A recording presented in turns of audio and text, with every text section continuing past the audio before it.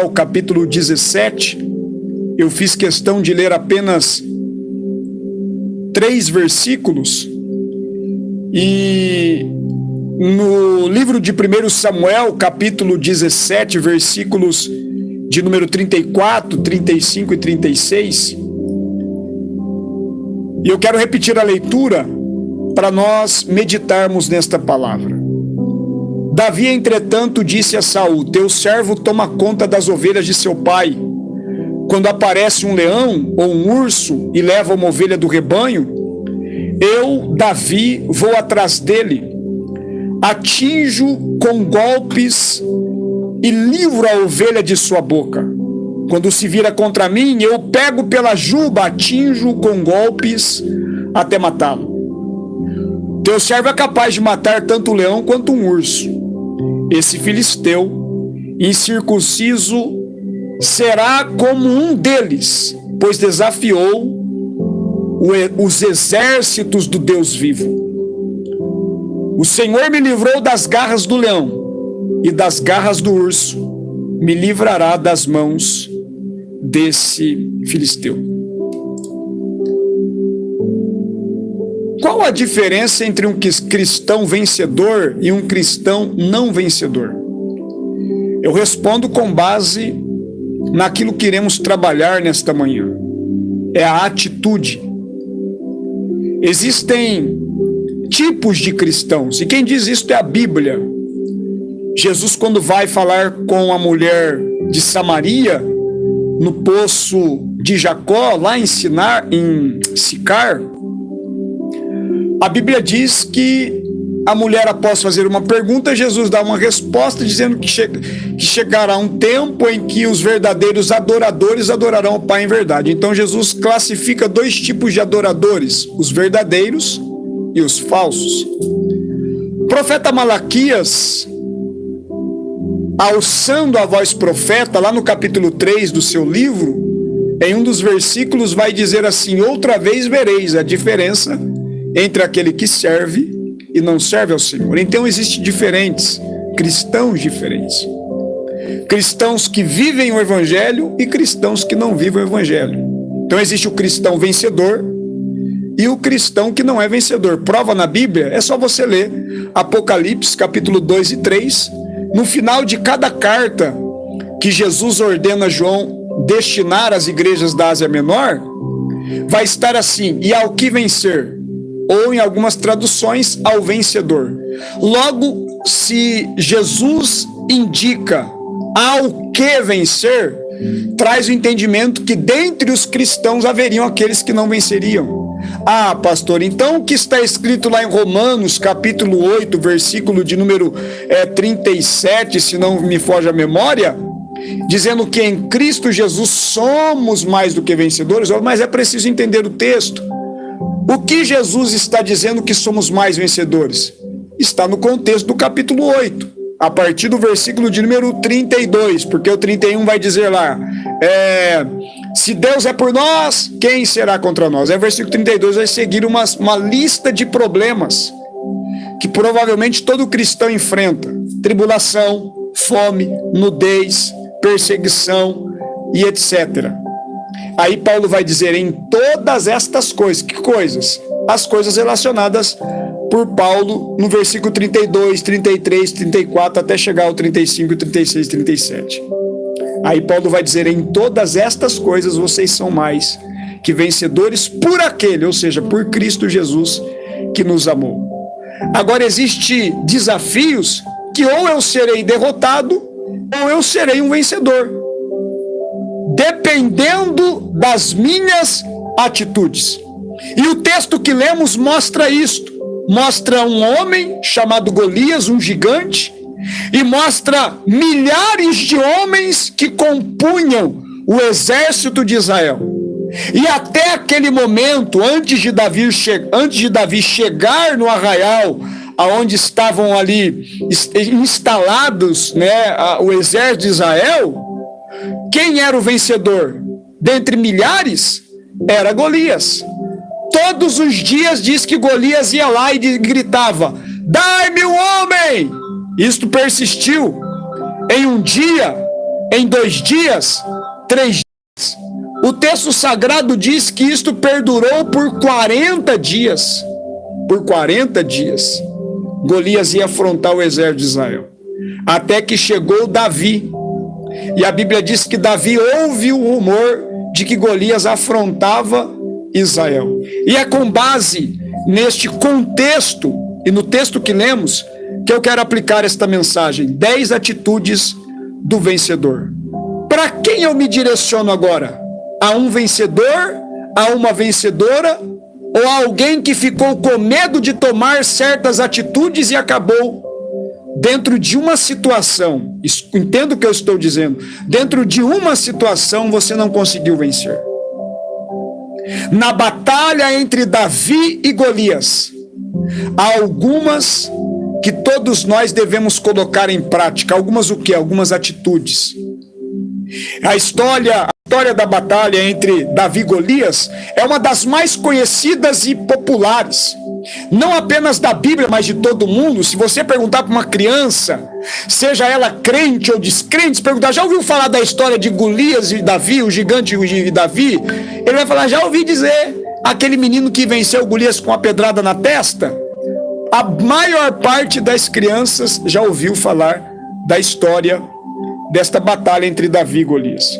A disposição de um jovem pastor de ovelhas para enfrentar um soldado gigante, e além de ser gigante, forte, era experiente na guerra. Não passaria de uma atitude louca, caso Davi não tivesse vencido. Nesse estudo bíblico que estou trazendo para vocês, nós iremos analisar quais atitudes de Davi podem ser replicadas e aplicadas nas nossas vidas, de forma que possamos alcançar resultados tão extraordinários como Davi alcançou. E a primeira atitude que Davi tomou e que nós precisamos ter em meio às batalhas da vida é uma percepção diferente. Lembra que eu disse que Davi ficou 40 dias, Golias ficou 40 dias afrontando os soldados do exército de Israel? Todos os dias, dai-me um homem, dai-me um homem, dai-me um homem para que possa pelejar comigo. Isso durou 40 dias. E ninguém teve a percepção que Davi teve em alguns minutos que ele esteve ali ouvindo aquela palavra de Golias.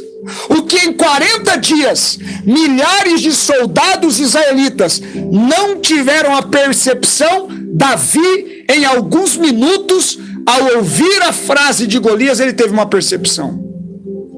E é aqui que eu e você precisamos entender qual é a percepção que você está tendo da luta que você está enfrentando. É uma luta, na sua mente, uma luta qualquer, mais uma luta?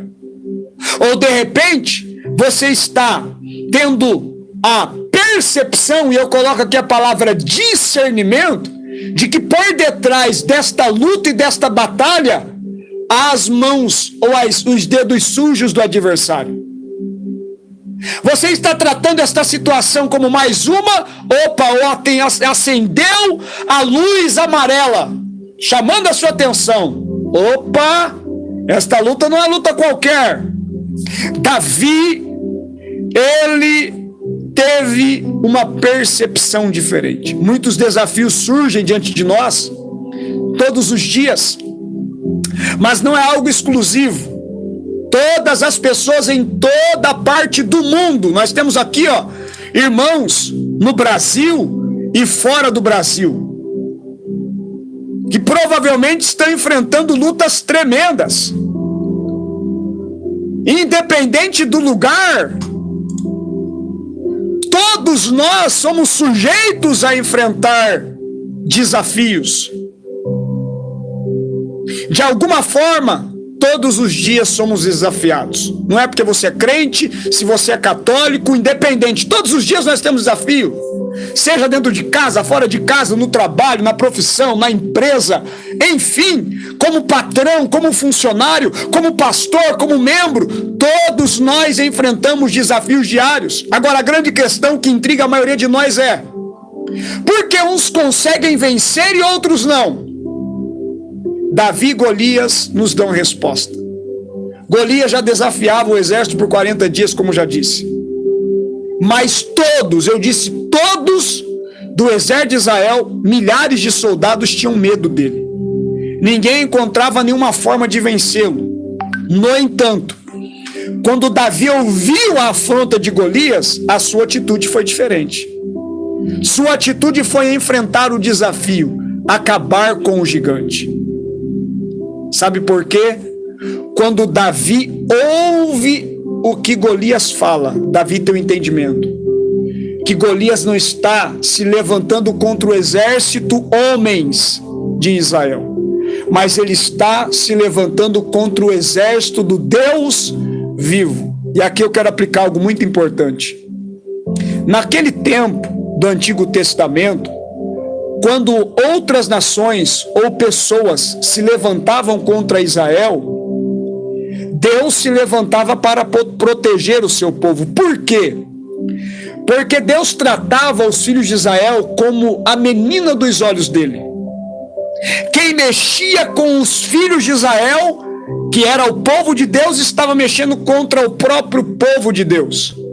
Então entenda uma coisa: se a sua luta está sendo proveniente de pessoas contra você, não se rebaixe no mesmo nível que estas pessoas, porque provavelmente estas pessoas estão sendo usadas.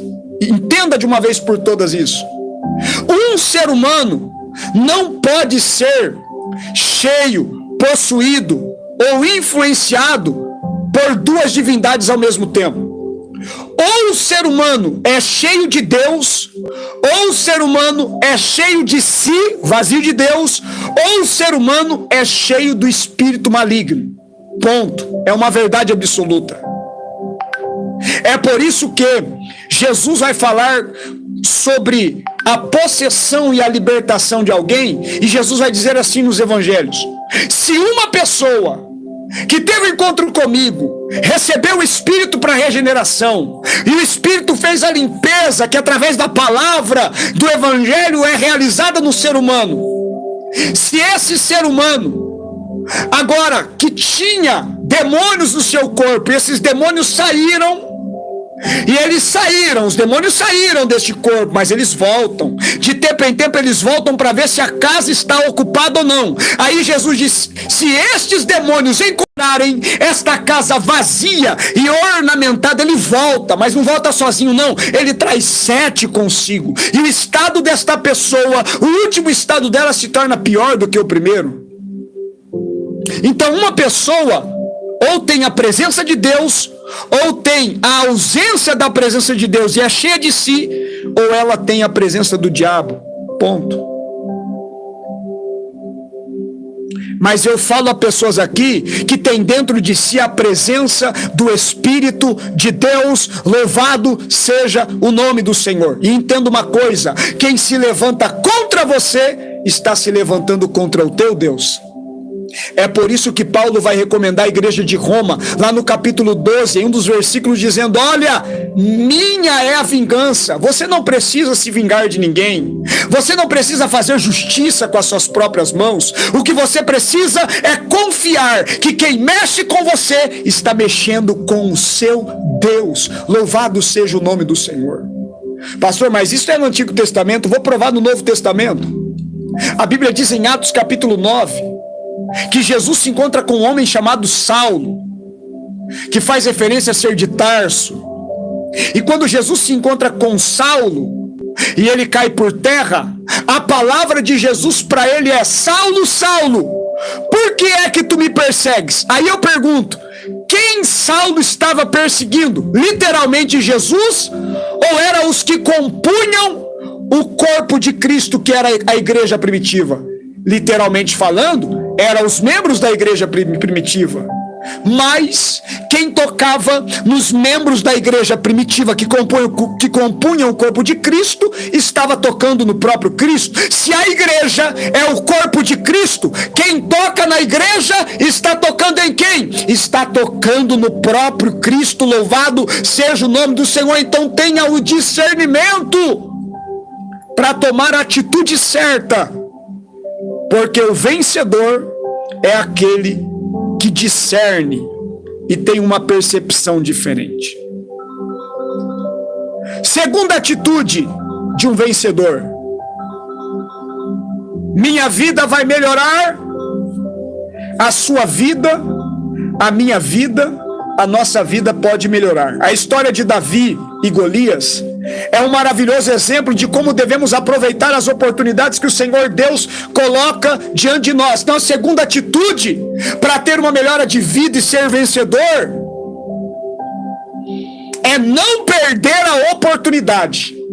Além de Davi ter o discernimento de que aquela peleja não era contra os homens, mas contra Deus, Davi enxergou uma grande oportunidade para mudar de uma vez por todas o contexto da sua história. Se Davi se comportassem como os seus irmãos e todos os soldados do exército de Israel, Davi não tinha entrado na história como entrou, como um pastor de ovelhas, um jovem menino que foi capaz de pelejar e vencer um gigante chamado Golias. Davi abraçou aquela oportunidade. A segunda atitude de um vencedor é que ele não perde oportunidades que surgem no seu caminho. Talvez eu me dirija a alguém que está tendo uma grande oportunidade para vencer, mas o medo está dominando o teu coração. Mas assim diz o Senhor para você: Deus vai te fazer vencer se você aproveitar esta oportunidade. Quantas vezes você já ouviu esta frase: você não pode fazer isso? E a terceira atitude está com base em uma resposta, em uma pergunta que vou fazer. Quantas vezes você já ouviu esta frase: você não pode fazer isso?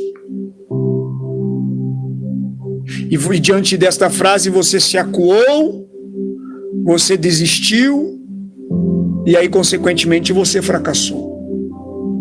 Disseram para Davi: Davi, você não vai conseguir. Mas o que eles não sabiam na pessoa de Saul é que Davi era um moço que cuidava de ovelhas, mas que tinha experiências com Deus. Muitas das vezes nós só focamos nas vitórias de pessoas, mas nós não sabemos a estratégia que essas pessoas usaram.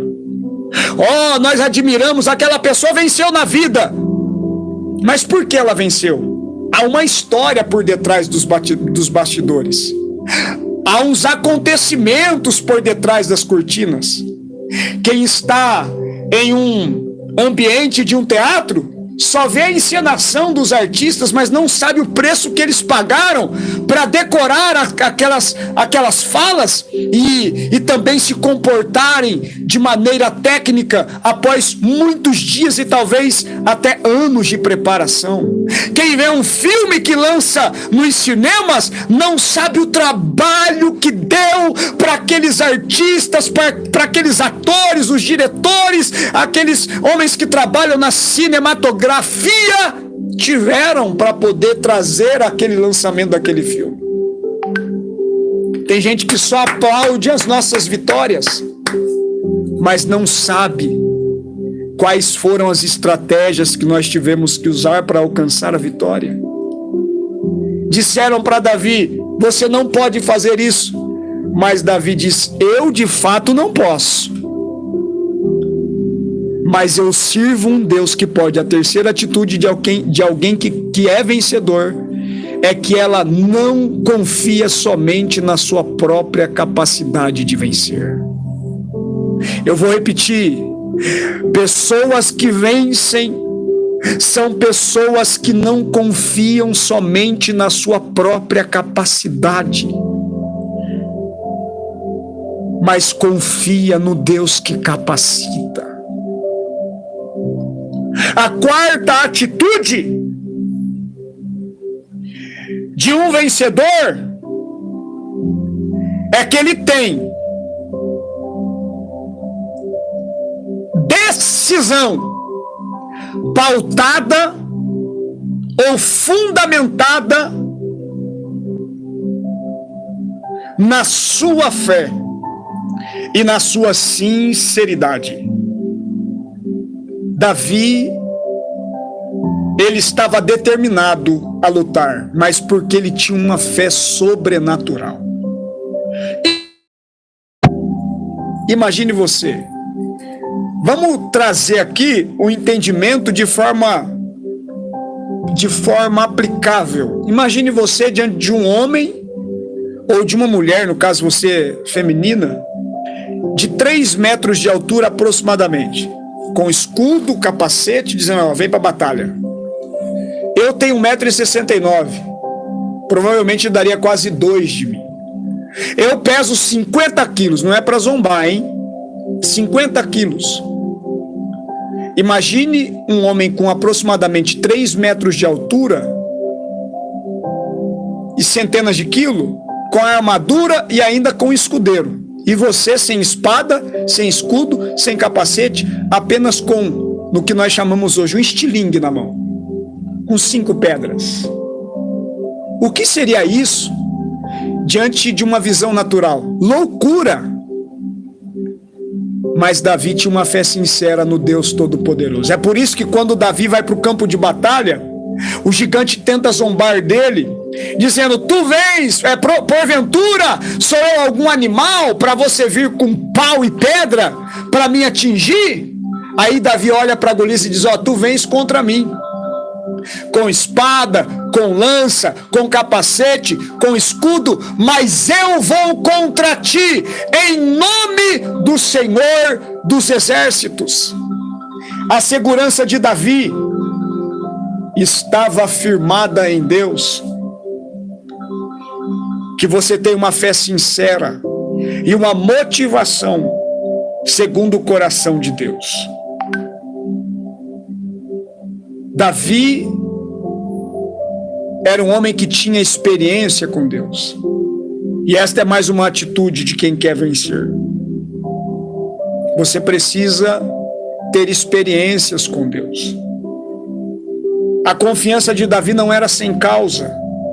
Nos lugares comuns de sua vida, ele havia desenvolvido um relacionamento sincero com Deus. E ali ele teve experiências que fortaleceram sua fé e sua dependência do Senhor.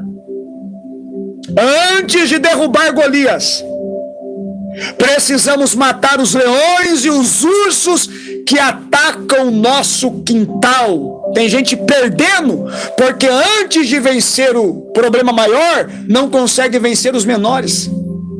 E ninguém vence um grande problema sem vencer primeiro os pequenos. Ninguém vence Golias no campo de batalha se não vencer os ursos e os leões diários no quintal da nossa casa. Davi confiava em Deus. Davi confiava no Senhor. Eu não sei qual é o grau de confiança que você tem tido em Deus, mas os vencedores, eles são pessoas confiantes no Senhor.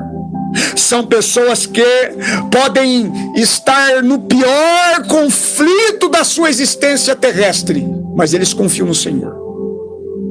Podem ter fornalhas de fogo ardente aquecidas 7 vezes mais, mas a sua confiança está em Deus. Podem ser prometidos a ser lançados na cova de leões, mas ele tem a sua confiança firmada em Deus.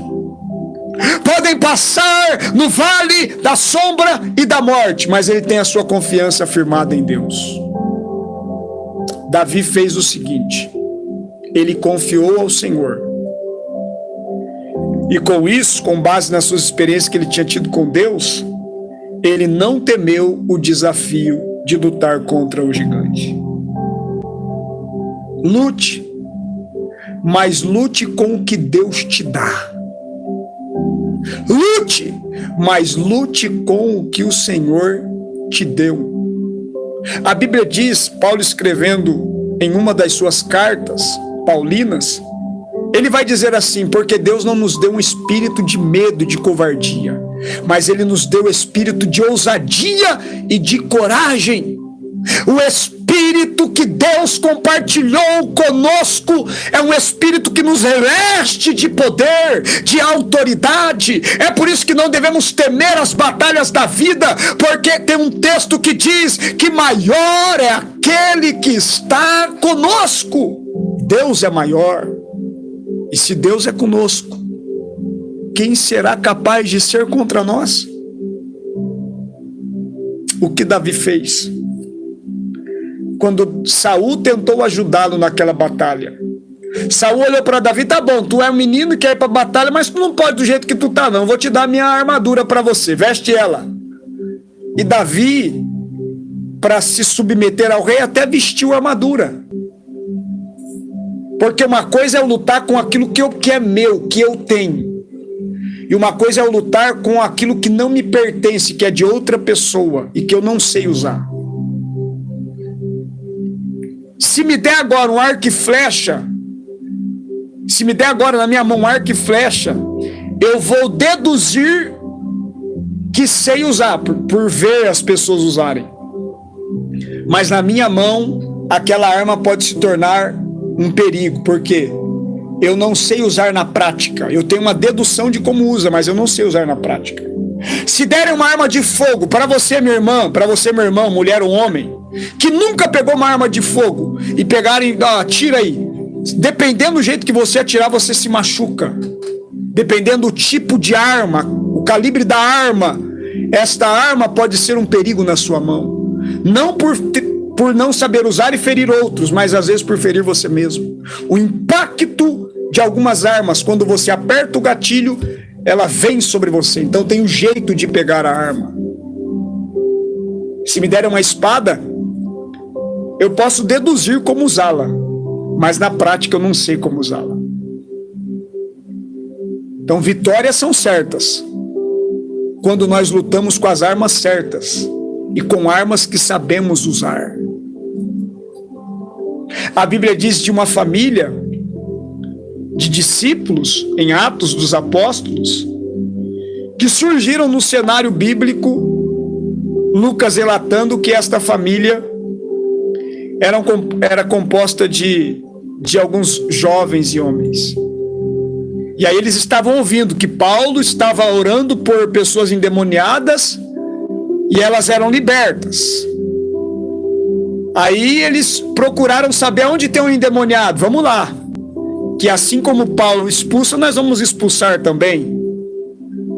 Porém, Paulo estava expulsando com a ferramenta que Deus tinha dado para ele, com a arma que Deus tinha dado para ele, que era uma autoridade delegada àqueles que creem em Cristo, conforme Marcos capítulo 16, verso 17 e 18.